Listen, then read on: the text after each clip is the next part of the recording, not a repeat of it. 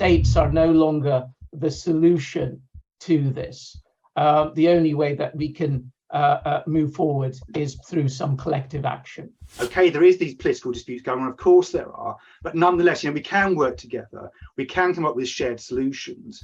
And there were around 200 teenagers there, and I was absolutely astonished by the sense of optimism and energy that these people had.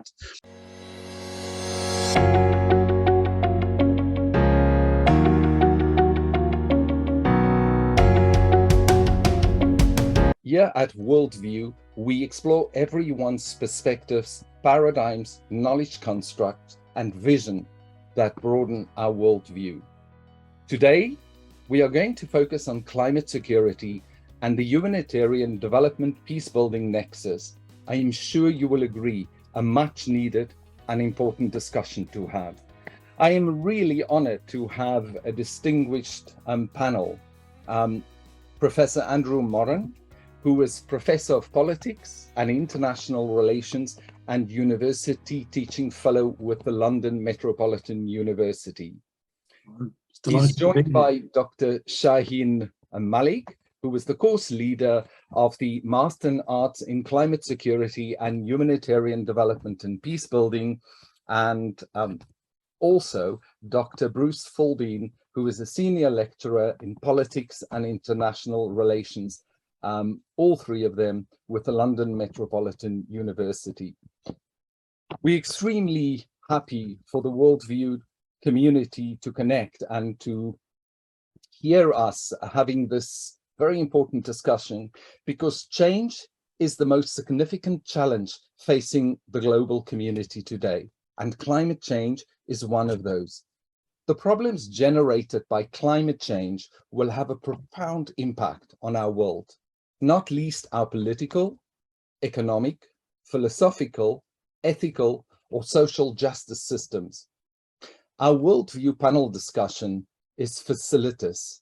We will be focusing on exploring and reflecting on the global issues surrounding climate change, to review principles and practices that focuses on the humanitarian development peace nexus and the implications of the associated climate risks.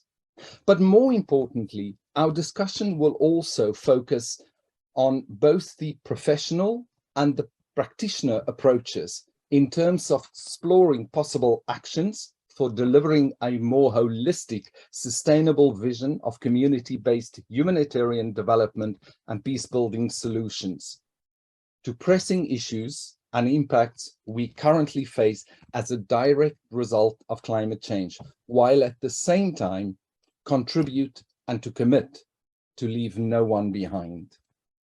Professor Andrew Moran, if we can please start with you and to get the conversation going, could you please contextualize for us what is meant by climate security? Well, thank you so much for having me here, John Hans. It's a pleasure to be here. So I think we can agree that climate change is happening and it's gathering pace, and the international community is understandably increasingly concerned about this. I think one of the things that's happened very recently, particularly coming out of the work of the IPCC, the Intergovernmental Panel on Climate Change, and also work done around the world by, interestingly enough, defense analysts and security analysts, is that we can see that climate change now is impacting in so many ways that are interconnected, that really get to the heart of the security of you and me as individuals: energy security, food security, political security, economic security. We can see that playing out right now if you look at events that are happening in Europe, where rivers are drying up. So in Germany, for example, it's become much more difficult to move goods along the Rhine. If we think about the Yangtze River in China, where they're talking about difficulties in generating energy because the water supplies are not available for nuclear power plants, for hydroelectric power systems, where we see crop failures happening because of rising temperatures. What we can see is there is this very much this interconnected series of events being driven by climate change, which are now making us much, much more aware of the security implications around this. In the past, it used to be military the defence industries, for example, and ministries of defence that were concerned about the security implications of climate change because of access to resources, valuable resources that we all need. But actually now this is something that affects every single person on the planet. Thank you very much, Andrew. And ladies and gentlemen, if I could just add to some of the areas specifically to Europe that Professor Moran mentioned. Climate security in Europe has indeed become the foremost global warning multifaceted risk in Europe. Let me just give you some statistics. The European Union's own research estimates that Europe could be facing 3 degrees of warming over the pre-industrial average temperature set by the end of the century, unless there are ambitious restrictions in the global reduction of greenhouse gases. But under these conditions, you will agree, Europe definitely feels a different place. 1 in 2 Europeans will suffer from water scarcity. The continent would face a 15-fold increase in economic damage to infrastructure, and the area of cropland affected by drought would increase 7-fold. In some areas, agricultural yields could decline by as much as 20%. The increase in temperatures could mean 132,000 additional deaths every year from extreme heat. And this is based on research by Bergamaschi and Berlanger, published in 2020. And if I may loop now to Dr. Bruce. Hello, yes, very pleased to be here. So based on the element of climate security and the impact that may or may not have on peace building, how do you see the connection between climate security and the peace building within different parts of the world where the climate security agenda is definitely, increasing and becoming a priority? Okay, thank you very much. Well, I think first of all, it's worth just introducing briefly what we mean by peace building. So peace building really is about trying to create peace for the long term. Okay, so it's about trying to create durable, sustainable peace, not just peace in the immediate sense, but peace that actually can last over many years, many decades.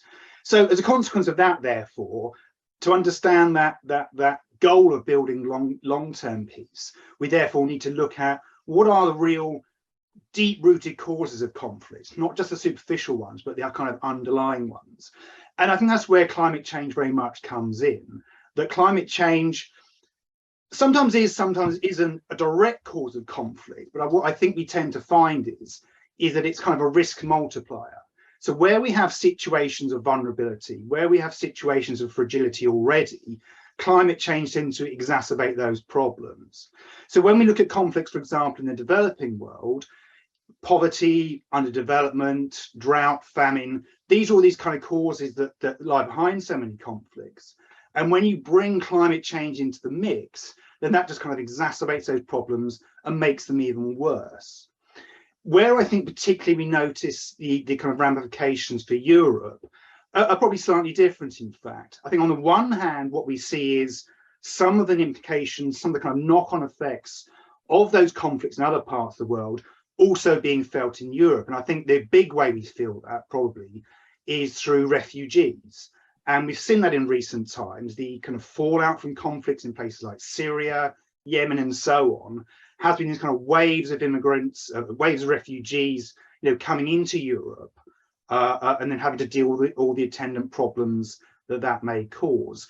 So I think what we find is that different parts of the world experience these problems perhaps slightly differently, but they all end up being kind of joined up.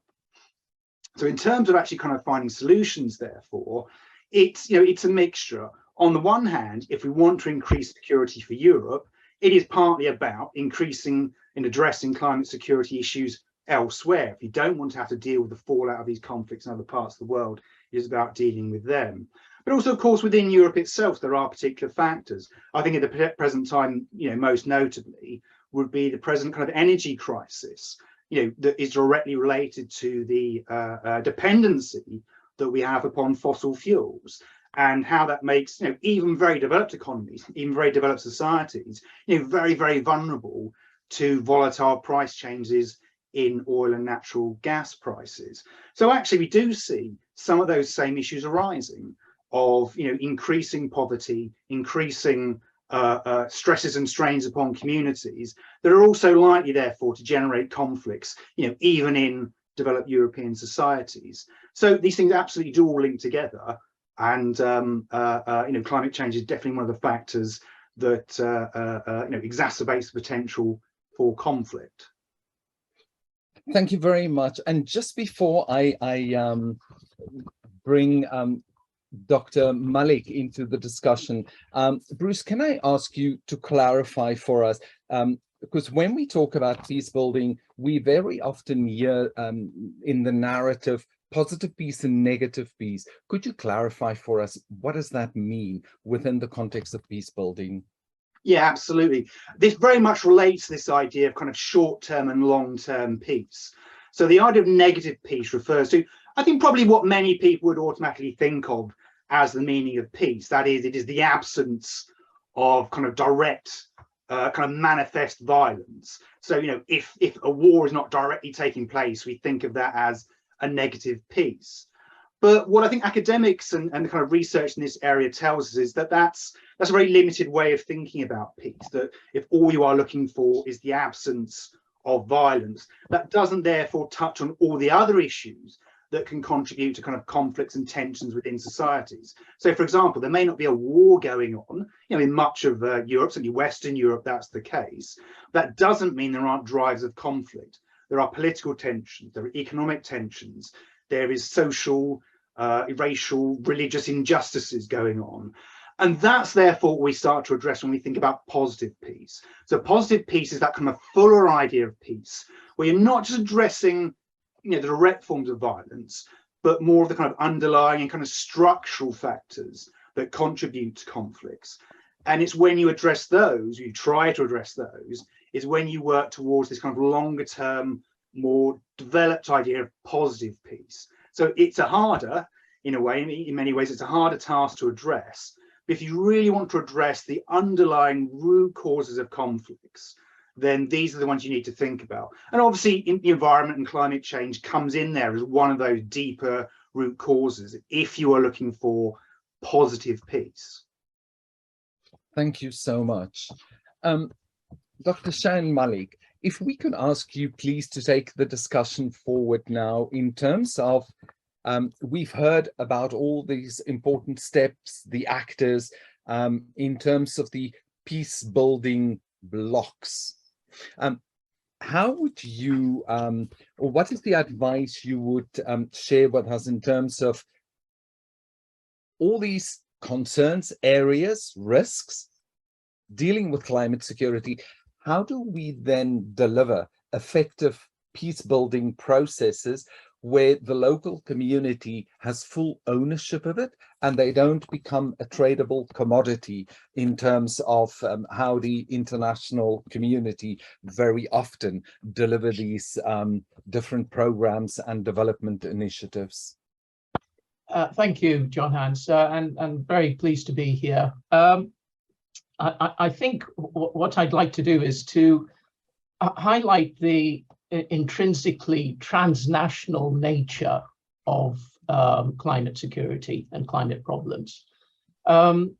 We only have to look at a week's worth of headlines to see that climate security is now impacting upon countries around the world.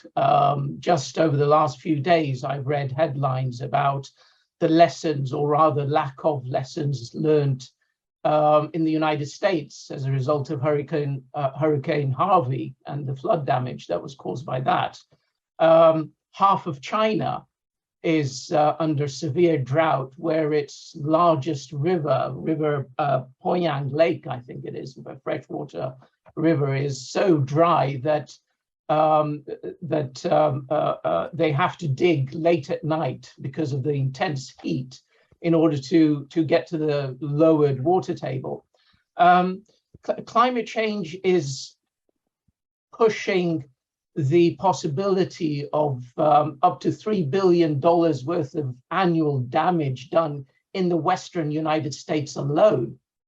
In Pakistan, where my sister lives, 1,000 people have just been killed as a result of flooding.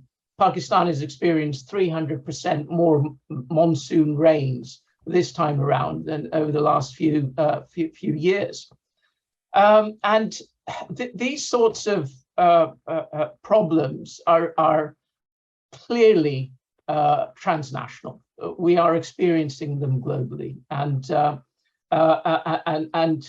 with the summer that we've had in Europe, that brings home to us in the richer part of the world that we are not immune to these problems. I live in Bromley in Kent, and it's only today that we have experienced some rainfall. We haven't had rainfall for 2.5 months, and that, frankly, is unheard of. France, large swathes of France are devastated. Spain has been experiencing wildfires. This is now an annual occurrence.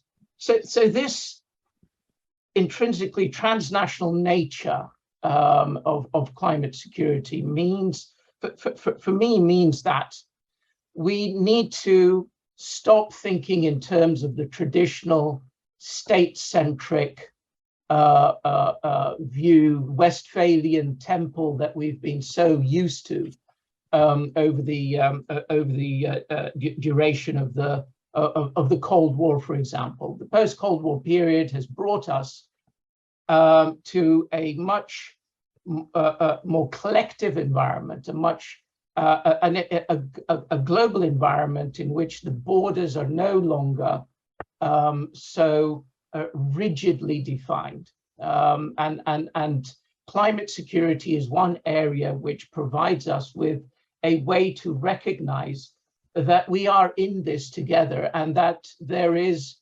a serious need for us to adopt a collective approach. So it isn't just any longer about the climate security affecting those in the developing world. And my colleague Bruce has just given us some very good examples of the way in which climate problems exacerbate underlying conditions, whether it's poverty or racial differences or ethnic differences.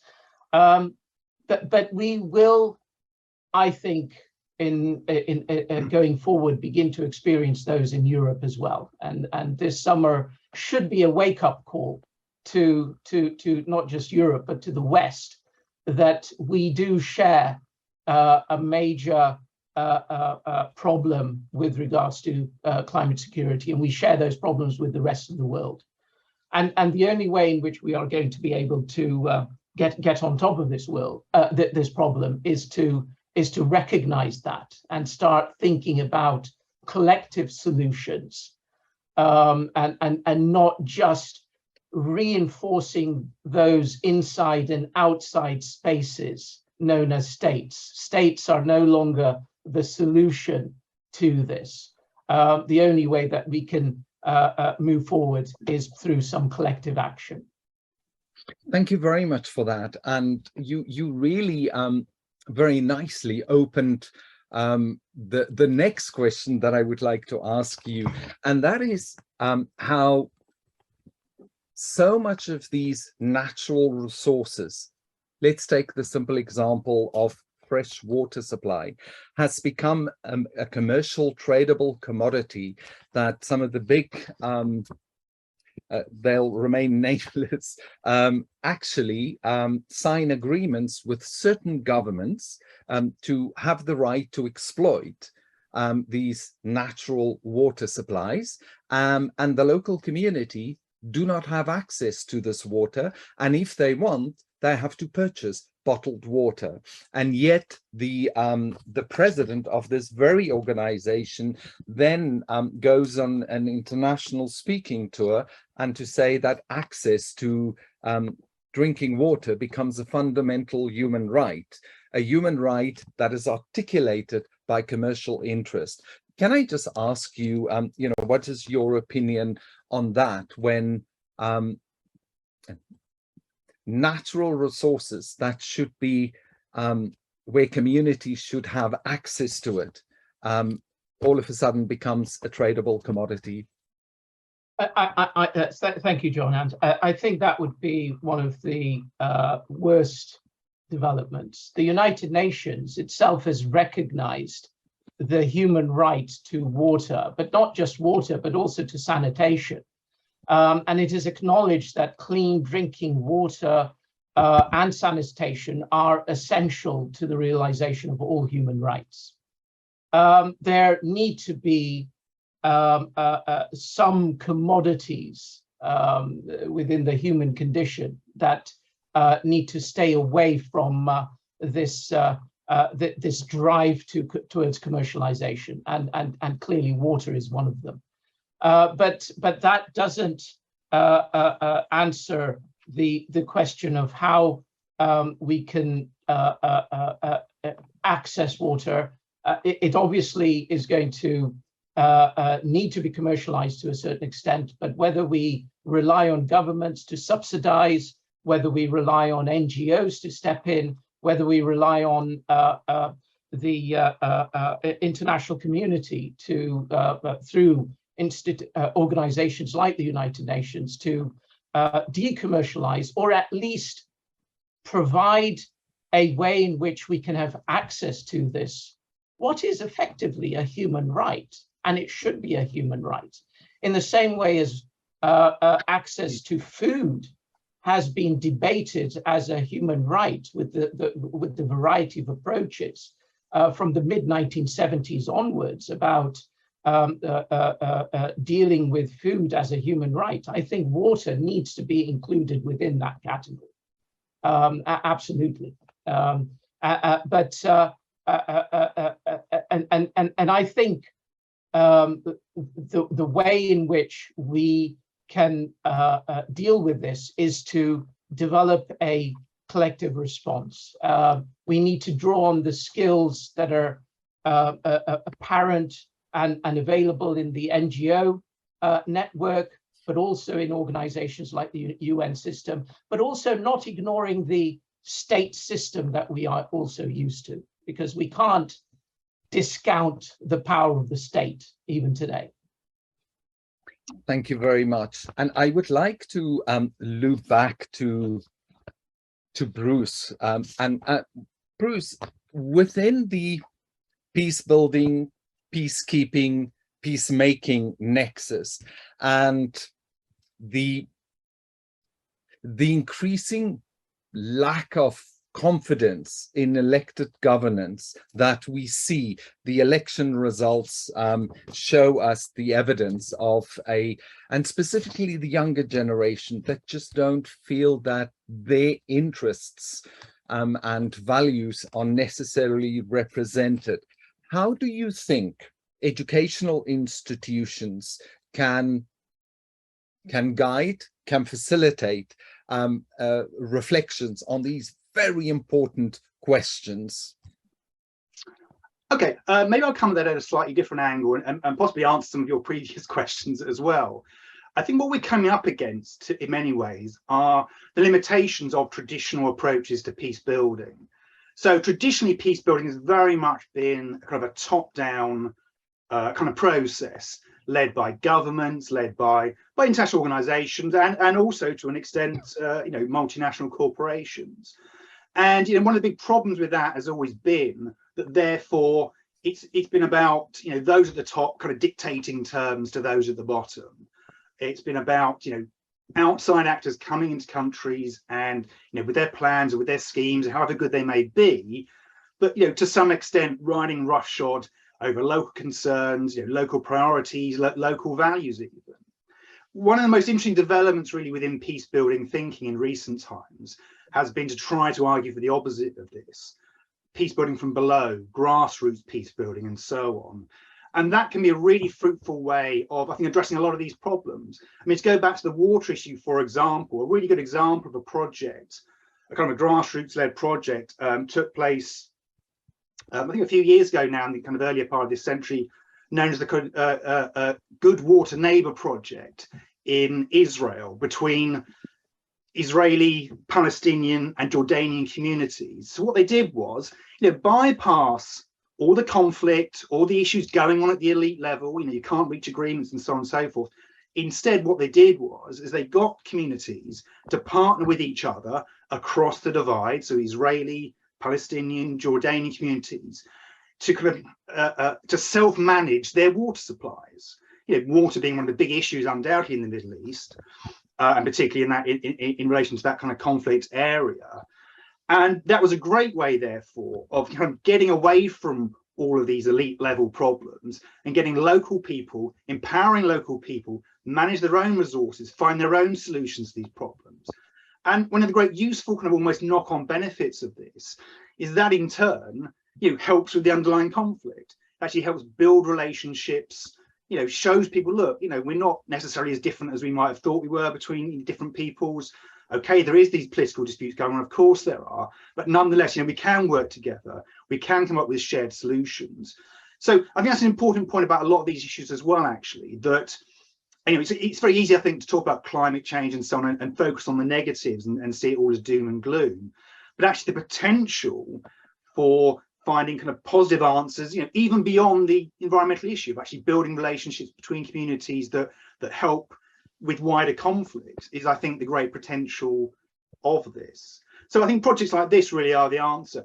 Absolutely, I think in terms of infusing younger people, in terms of marginalized communities really that feel that they aren't really being listened to in the kind of top-down activities that might be taking place.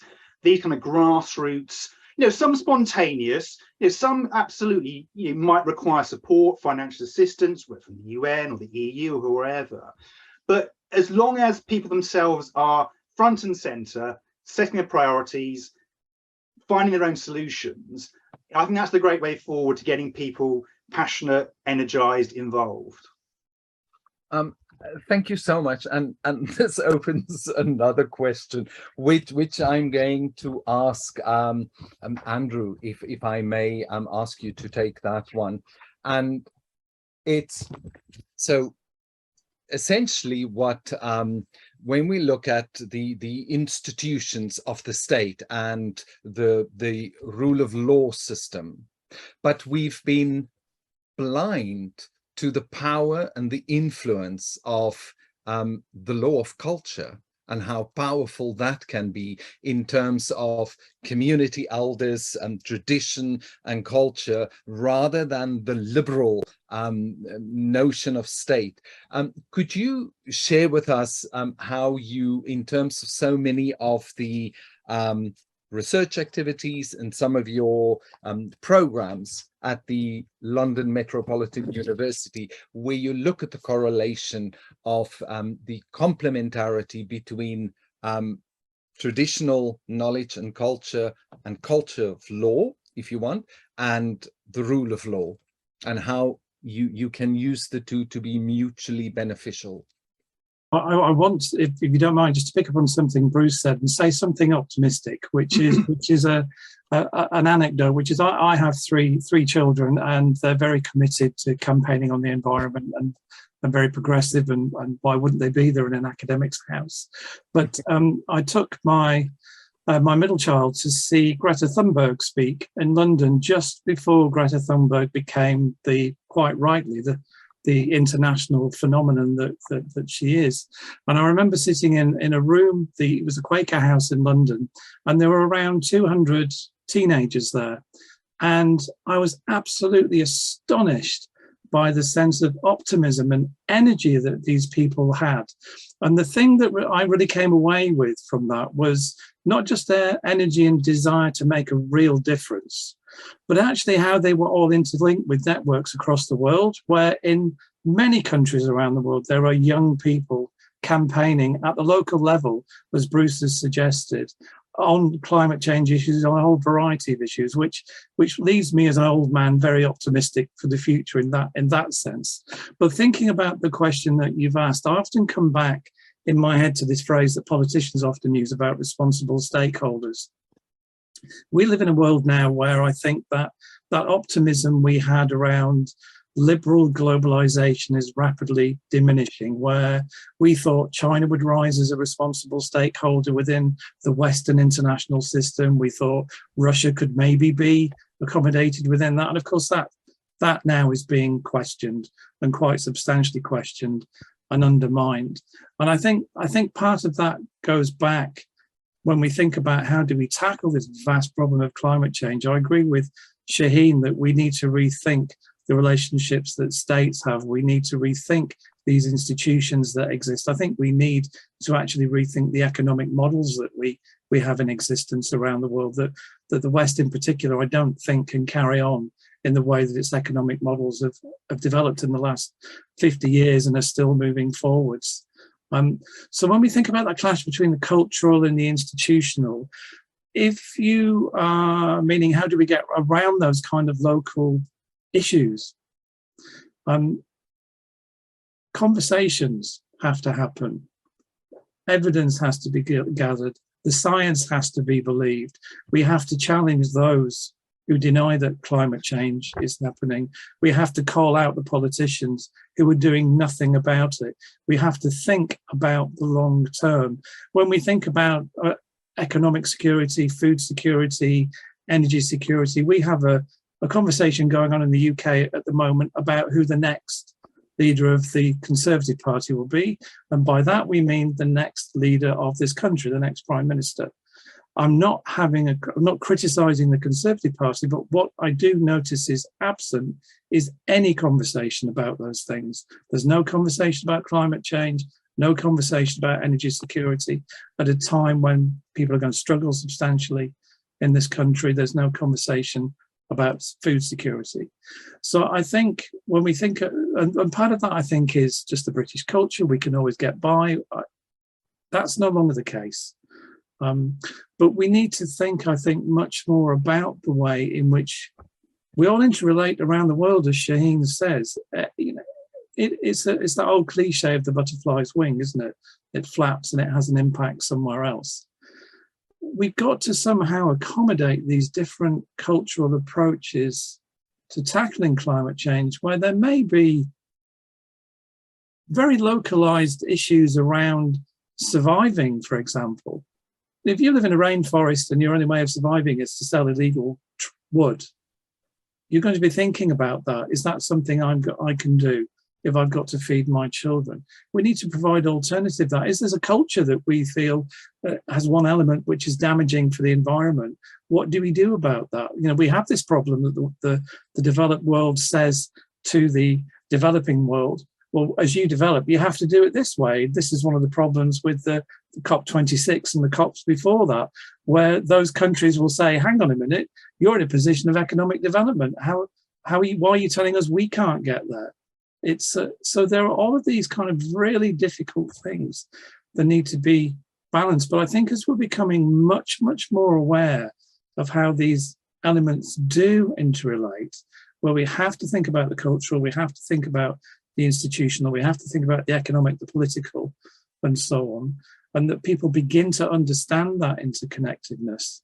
I think that's going to be one of the key things. And one of the, if I can make a plug for our course, one of the values I think of our course is going to be equipping people with information. I'll just say one last thing. I remember 10 years ago having a conversation with somebody who works for a very well-known environmental NGO in this country.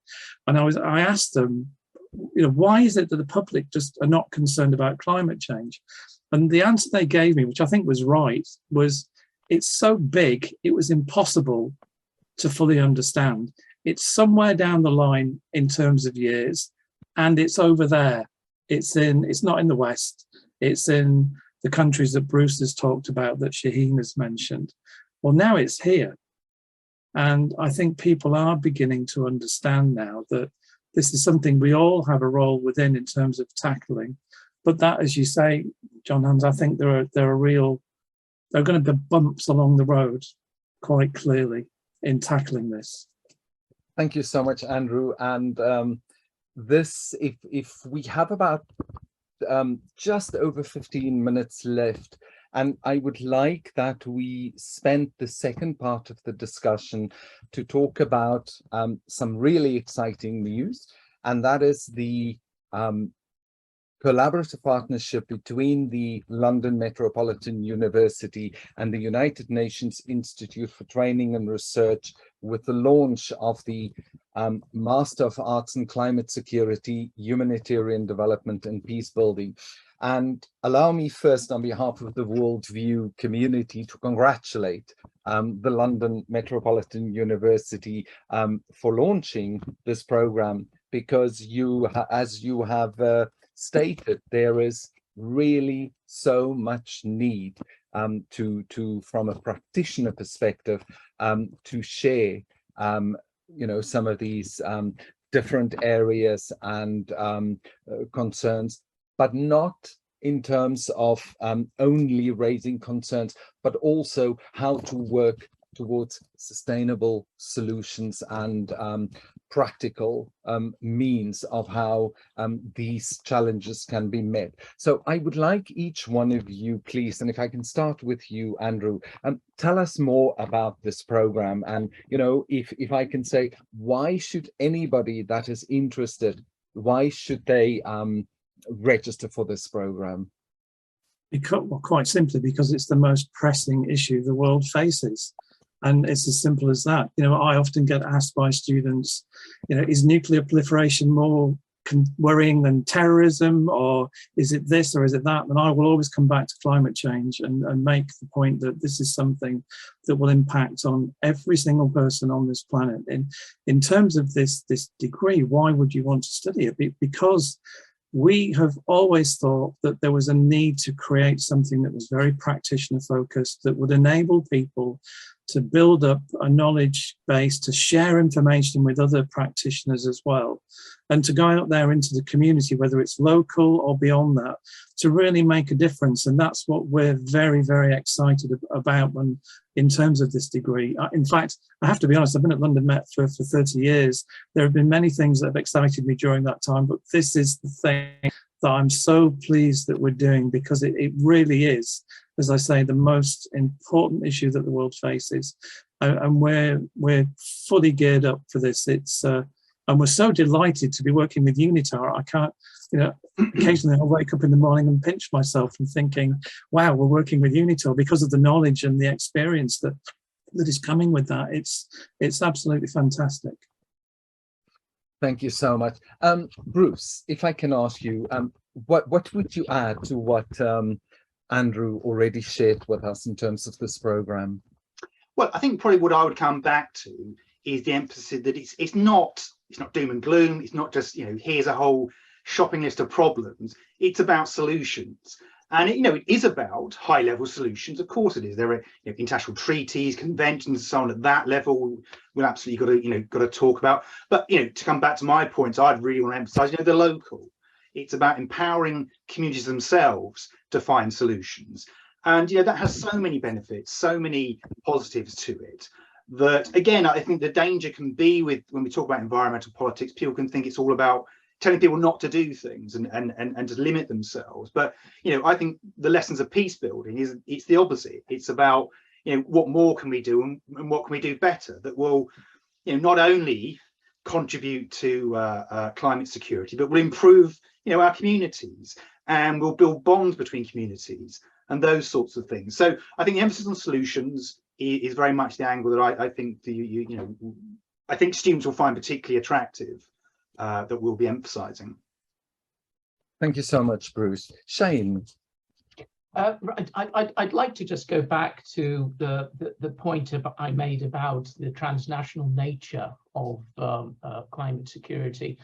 Look, all of our disciplines are Western, whether it's international relations or security studies. These disciplines emerged after the end of World War I, effectively, in Europe. The subsequent establishment of the League of Nations was instigated and encouraged by Western states led by President Woodrow Wilson. World War II breaks out with Germany's invasion of Poland, 2 European states. The war then lasts for around 5 years, and it's primarily between Western European states, but it had the effect of pulling in the rest of the world, a number of southern states.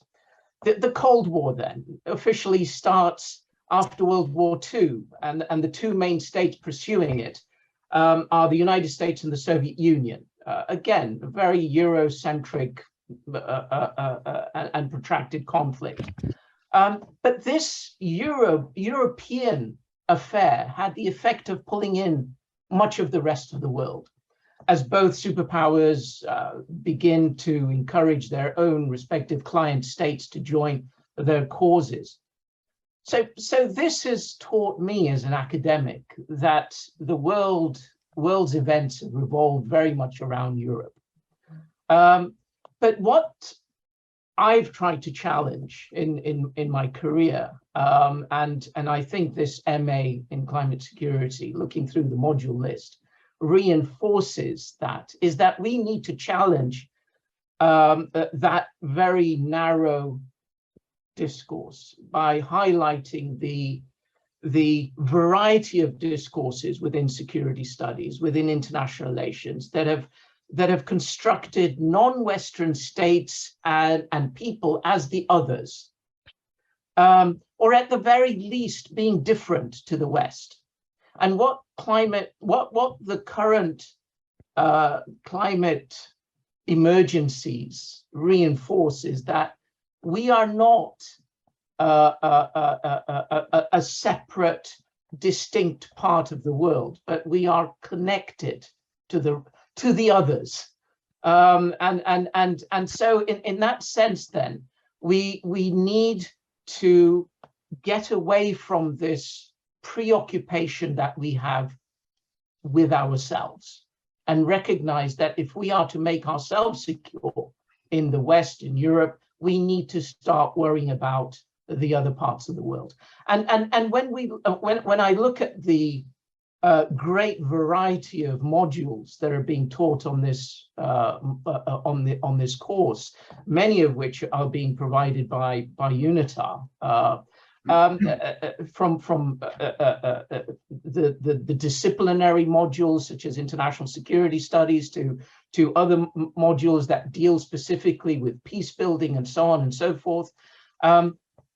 This master's degree provides us with a way to navigate the connections between the different parts of the world, and I think for that reason alone, a degree like this is needed.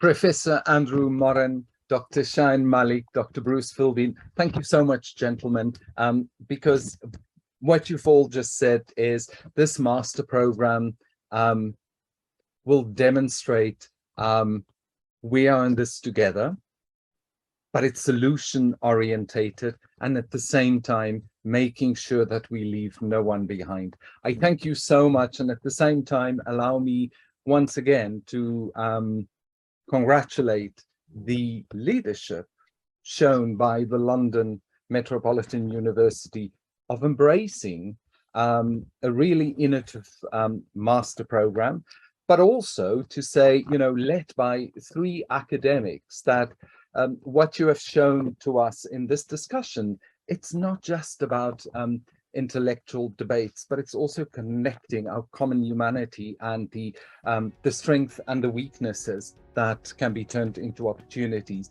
And that is, again, when you're a perfect illustration of how individuals can contribute to sustainable development goals. And for that, on behalf of Worldview, I salute and commend you. Thank you so much. Thank you. Thank you very much.